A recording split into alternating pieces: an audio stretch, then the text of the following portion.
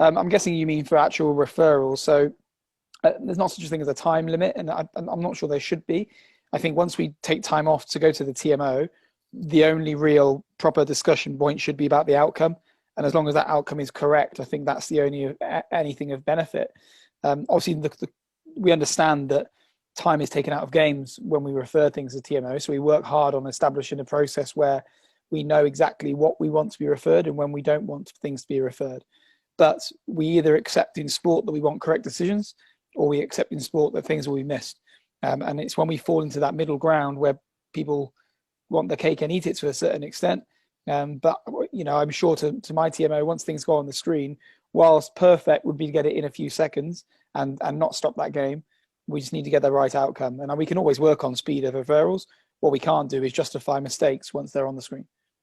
We endeavour to look at things as quickly as we can, but ultimately we're trying to get the right outcome. But I think if you looked at how the TMO was used 6 or 7 years ago, when the full process was brought in around foul play, lead up to tries, etc., I would hazard a guess that the time is almost, you'd knock at 30 to 40% off the time that was being taken when it was first introduced.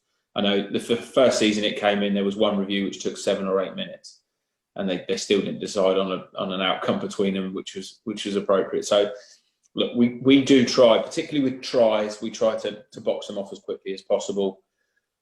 Foul play can become more difficult. It again becomes more difficult if we encourage the assistant referees and TMOs to challenge the direction that the referee's taking foul play in terms of the facts that he's seeing or facts that he's missing. So that can also add time. And then ultimately, again, we're in the hands of the directors. So if there is a certain angle that we want to see again, there's little things that people maybe wouldn't understand at home. So if I see an angle on the screen and I want to see that angle again immediately afterwards, that's physically impossible because the TV signal has to go up to the satellite, back down again. So they can't get that angle straight away. So they then have to fill with an angle in between before they can then play that angle.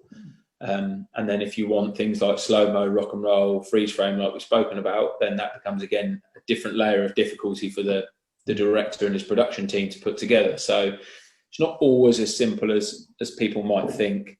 And then the TMO might be seeing something different on one of his screens in the truck, which then they have to line up so that he can explain and show the referee. So we do ultimately try to take as much time out of that process as possible, but we don't want to do it at the sacrifice of missing an angle which will come up later or getting a wrong decision.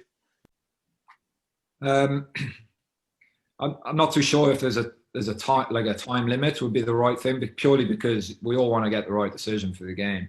Now but also there's a fine balance between taking 4 or 5 minutes on a decision that is pretty clear cut to everybody at home. So what I say to my TMOs is that if there's a decision there to be made and it's pretty clear cut on the first, second replay, let's roll with it and let's start talking. There's no point seeing numerous replays and slowing the whole thing down for everybody to just be like, well, why can't they make this decision now? Why are we waiting 4 or 5 replays on? So if we've got the best replay, let's roll with it and let's make the decision. But I'd rather take all the time in the world and get the right decision as opposed to rush it and get the wrong one.